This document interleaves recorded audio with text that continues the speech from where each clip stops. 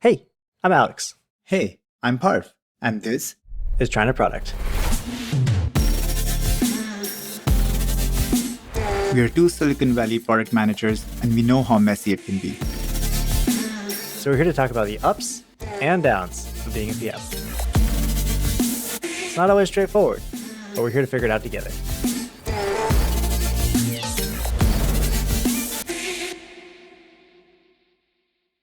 Today on Trying to Product, we will talk about one of the biggest fears that we have as a product manager, and that one is not being good enough.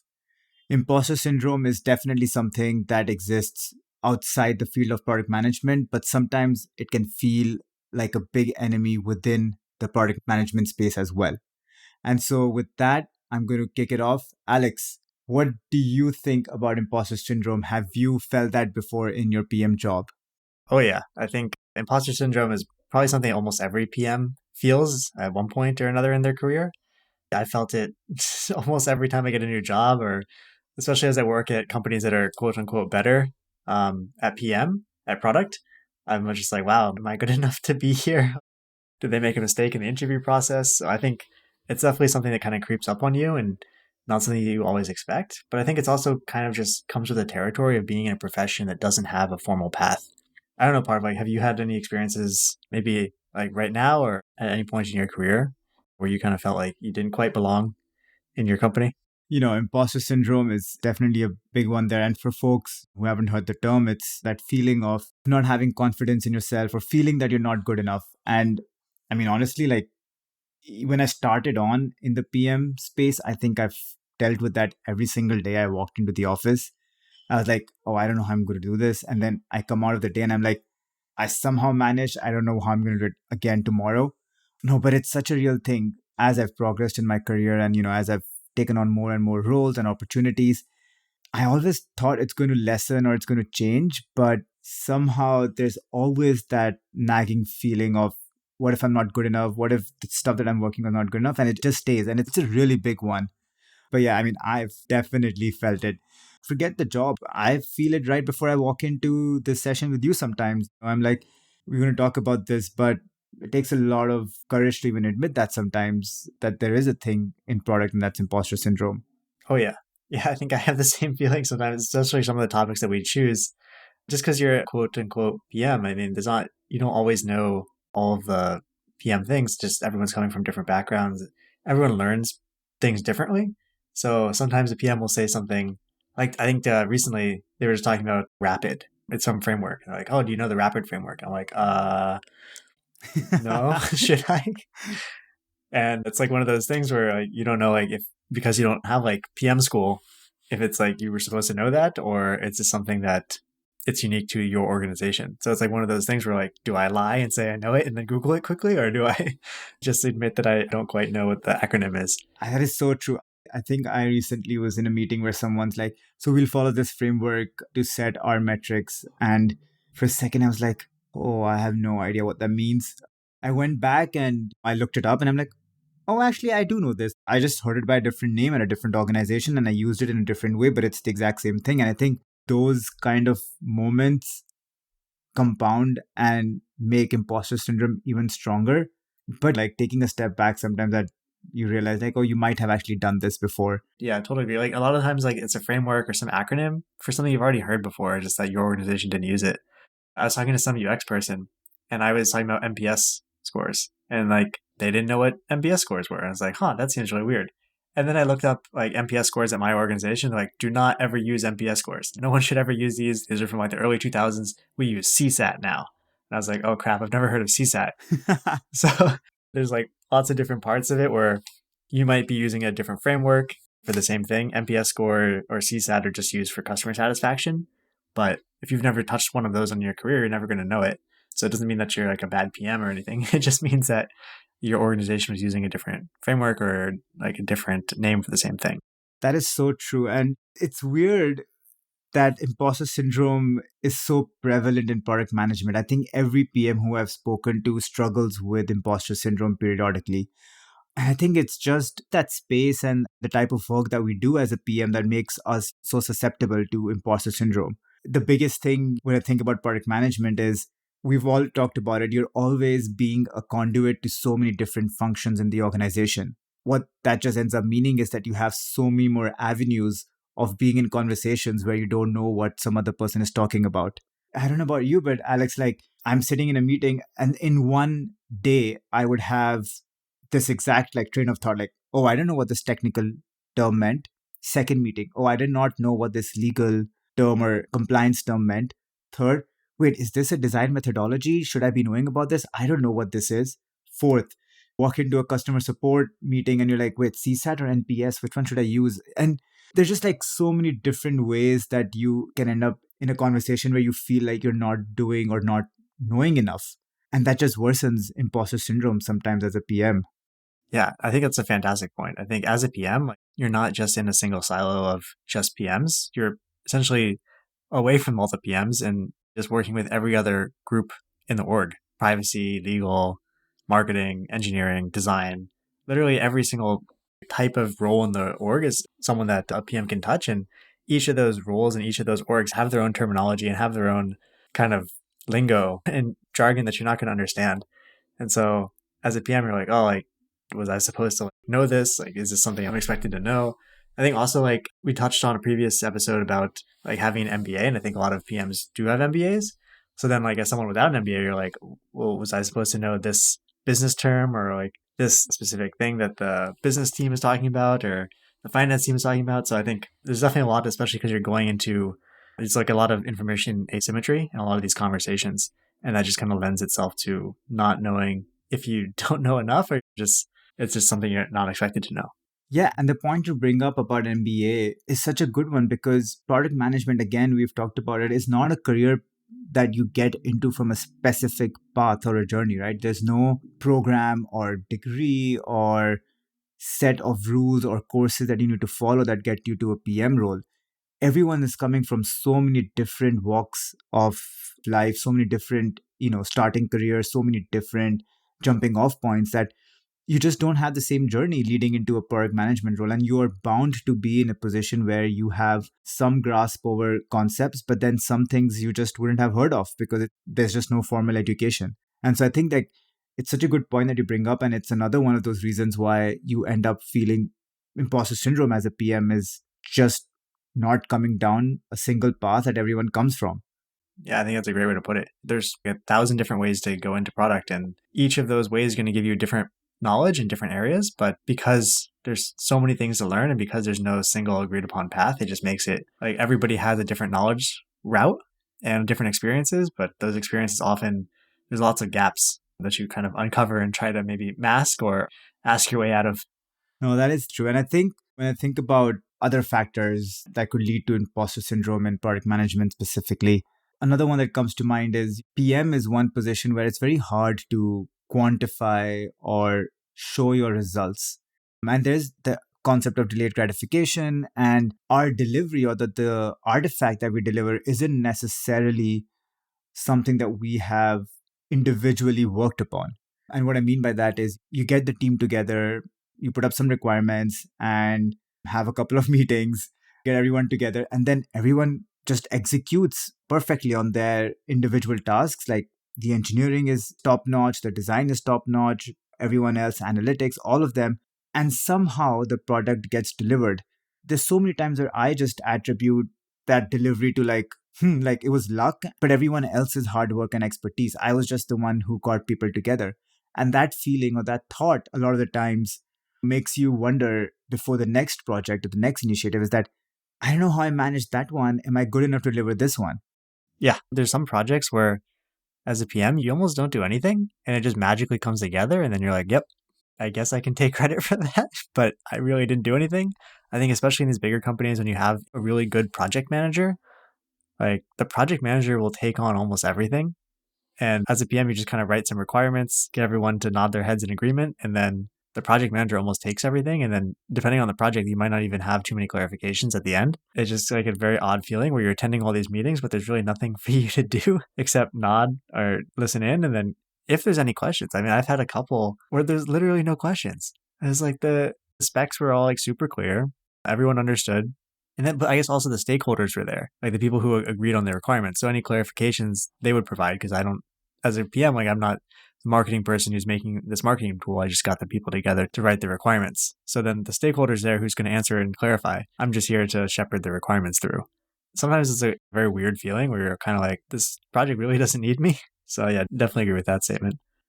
It's true, like there's so many projects where you end up getting people together, as you said, have that requirements handed off, and then it just happens at the end of it, and you wonder if you actually even did anything.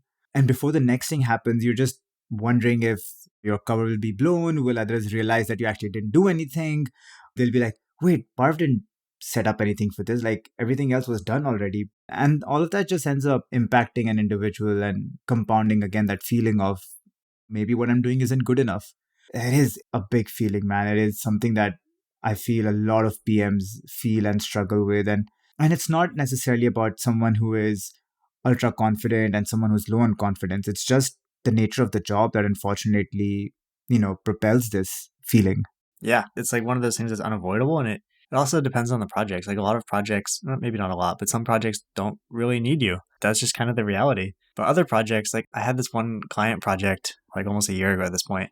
Essentially, they were like maybe 3 weeks away from launching on the App Store as a like an app for finding dishes near you, like food dishes. Like if you wanted pad thai or something, you would find a restaurant with that specific dish. But I got on 3 weeks before launch as like the first time they have like a product manager on this project and it's almost done.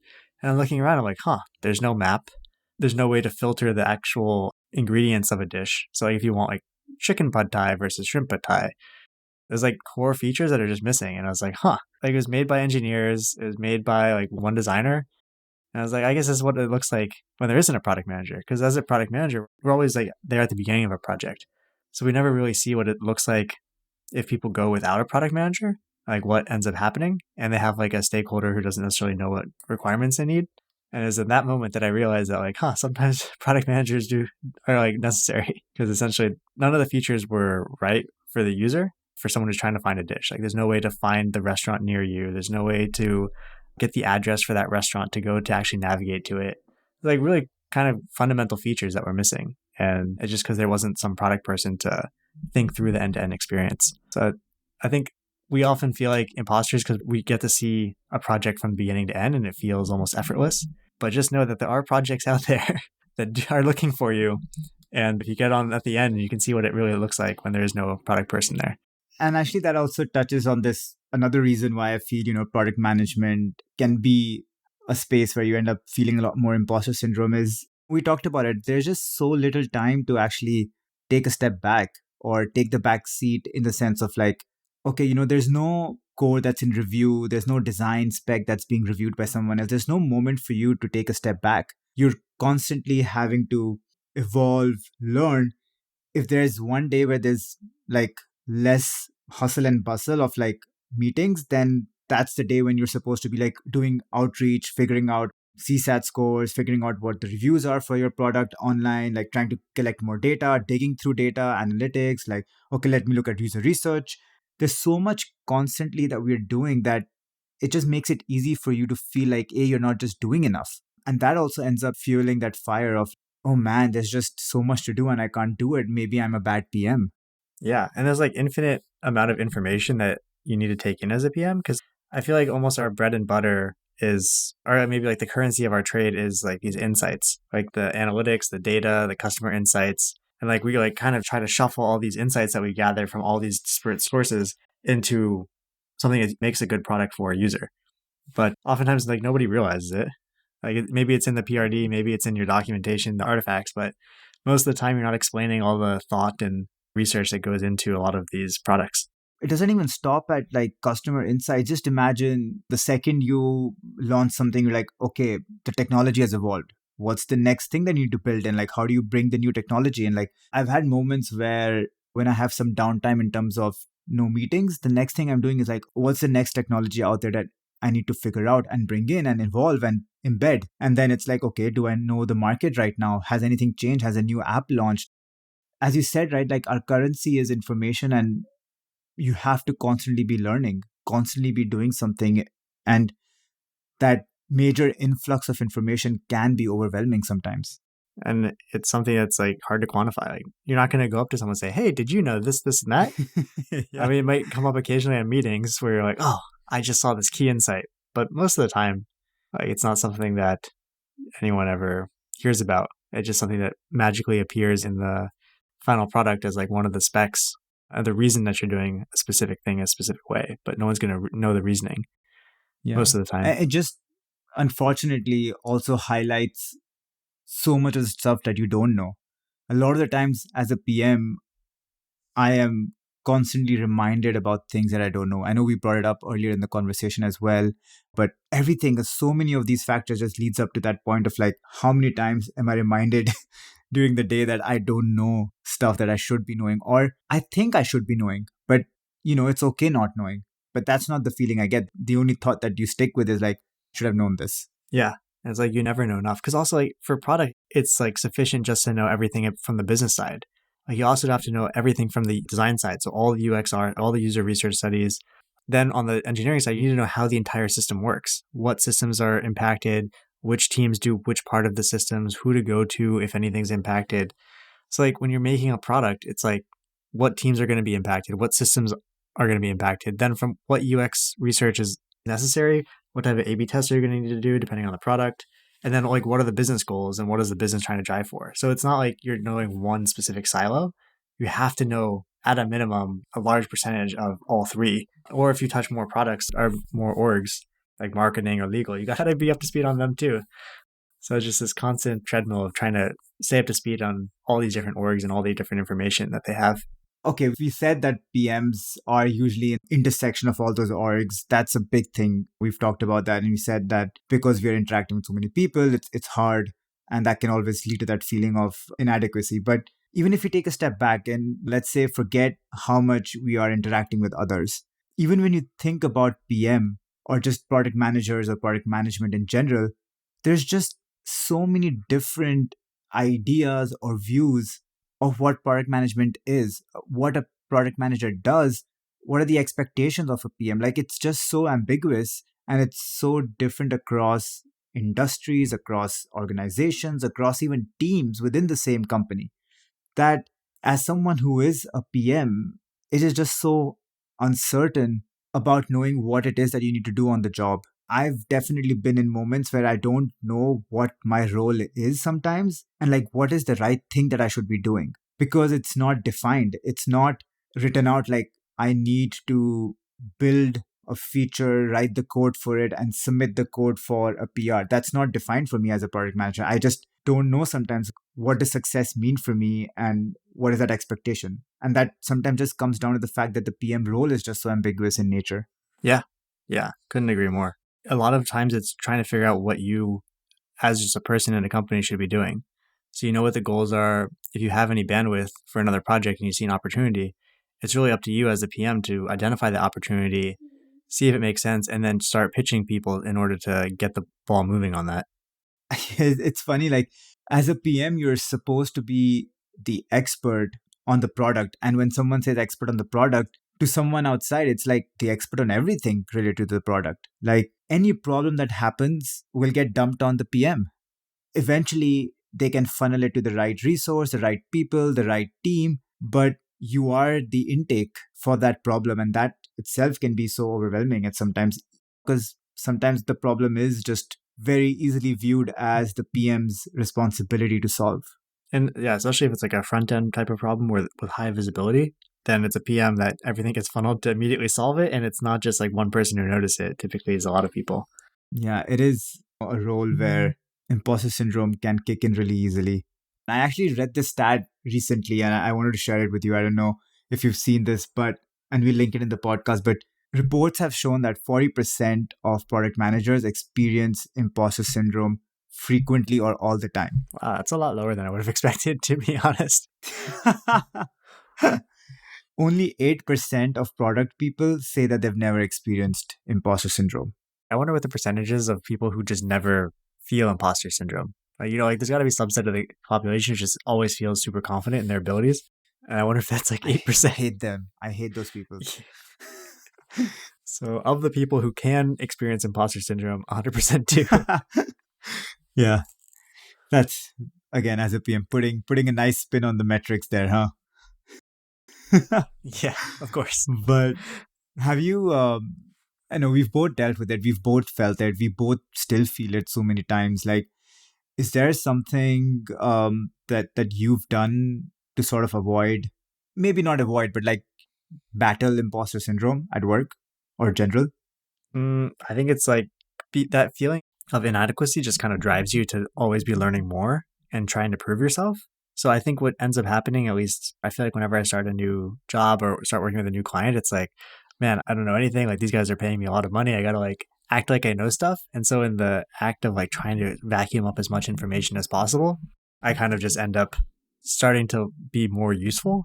And people are like, oh, wow, like that's really useful. And they start giving you kind of this praise where you're like, oh, maybe I actually am doing something correctly. And that's normally what ends up kind of tipping the scales. So I'd say like normally it's like after a little bit more than a month, then like I start feeling a little bit more settled. But especially like clients, I think I felt personally like I was charging stupid amounts of money to these people. And then they would kind of really believe everything I'm saying. And I don't really know what their business is, especially when I'm first starting. But just like seeing that confidence that people have in you, whatever you're saying seems like it makes sense, at least to them, even if it doesn't make sense to you. That's kind of what slowly chips away at the kind of that feeling in your gut that you aren't really doing what you're supposed to be doing. And it finally clears up and you get a little bit less stressed and you can move on with your job. That's a great way to tackle imposter syndrome for sure. Yeah, that's interesting. I'm thinking about some of the stuff that I've done. A, for me, it was just recognizing the fact that, I'm feeling it. And I think that's a big one for everyone. I'm pretty sure that was for you as well. Just recognizing that. And then I think for me, it was one of the things, the ways I've tried to approach this problem or tackle it is having conversations, very open and candid conversations with my manager or with folks who I work with to sort of understand, like, hey, what are the expectations? I think that ambiguity aspect of it can really lead to imposter syndrome. And for me, I've seen like being able to have a good definition of some of the things that are expected out of me and using some sort of frameworks to align, like, okay, this is what I need to do and this is where I'm getting to. I think that really helps. That's a fantastic point. But just like understand the expectations. Yeah, you're right. And that's a really good way to put it, understanding expectations. I think that really lifts the pressure and the onus from my head to always be second guessing if I'm doing the right thing or not. And of course, that's still going to happen from a day to day perspective, from the conversations, from the metrics, and all of that. But because product management is a long term play, as part of your role, yeah, your rollouts and the projects that you deliver are long term, that expectation and understanding it's a long term thing and aligning your expectations and your thought process, that can be really helpful. And it's been really helpful for me. Just being able to define, okay, what are some of the activities that are expected and what I need to do and what my peers, my colleagues, my managers expect me to do, and then driving towards that. I think that has been one of the ways that at least I've tried to tackle it is just setting the whys for myself. Like, why am I doing this? Why this needs to happen? And like, what do I need to do? That's one of the ways that I think I've done it. How about anything else on your side? Like, I'm trying to think. I think that's like a fantastic insight. Just making sure you understand the expectations, the why you're doing something. That's like a great way to deal with it, especially you kind of bring your manager on the journey or your mentor out on the journey with you and make sure that everything's kind of being level set. Because I think for me, like I typically, instead of being more upfront, I just kind of ask for feedback to make sure I'm not doing something egregiously wrong. But then if the feedback is just all good, it's not necessarily that helpful. And it makes you wonder if they're just being nice because it's a new relationship. So I think there's always like this doubt, almost paranoia that comes with imposter syndrome. So I think what you have, that technique, I think is a really constructive way of going about chipping away at it. Yeah. And I think there's another aspect of this that I think I don't do enough of, which I think I should, but I feel like is a great way to tackle imposter syndrome, definitely as a PM, is just being open. Besides asking for feedback on how you're doing based on your expectations, but then being open with the stuff that you don't know. And I think showing that vulnerability is actually pretty strong and it's a great asset. And I think being able to be open, not being afraid for asking questions, I think that's a really big one as a PM as well, because it's one of the toughest ones to do, especially knowing that the role requires you to know the answers. But putting that thought to your back and actually going out and asking questions, I think that is super, super powerful. And even I don't do enough of that. And I should be. When I talk to you, when I talk to others, the one thing that I realize is like, nobody knows everything. It's just not there. Like, no one out there knows every single thing that's happening, whether they're a PM, whether they're an engineer, designer, like everyone's learning and everyone's figuring it out. Need to constantly remind myself of that and then let myself know that it's okay to ask those questions. I think that's definitely a big one for me that I really want to try and do more and more of. What do you think about that, Alex? I feel like it could be a strong one that we should add to our tool set. No, I totally agree. I think being vulnerable is like a great way to get around it. Imposter syndrome, man. Each time I talk about this, I feel like I just get very passionate and very into the topic because I think it's a big one. I think it's one that is something that a lot of us face, but we don't talk about and we don't mention it. And I think it's worth sharing that everyone feels it and it is okay to feel it. Identifying that you feel it, that's such a big step. And then working towards making sure that, you can tackle this problem. That's definitely something that everyone should Yeah. try and Yeah. do. Yeah, I totally agree. I think it's just one of those things that most people don't realize that everyone else is going through as well. Like if you see a new PM on your team, they're probably feeling a little bit like an imposter. Like they don't know what they're doing or they don't belong there.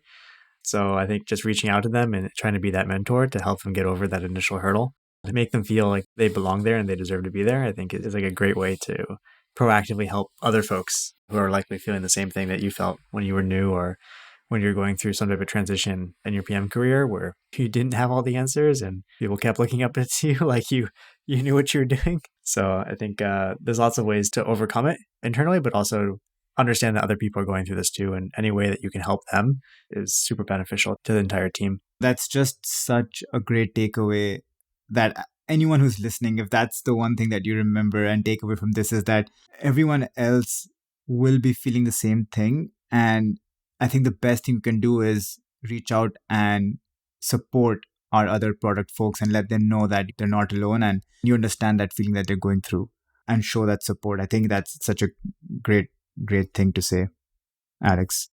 Yeah, I think this has been a good episode. So yeah, if you guys take away one thing, just know that other people can use your support. Any final words? No, man, it's as we always say, put in the reps. But the one thing we add here is that you are not alone.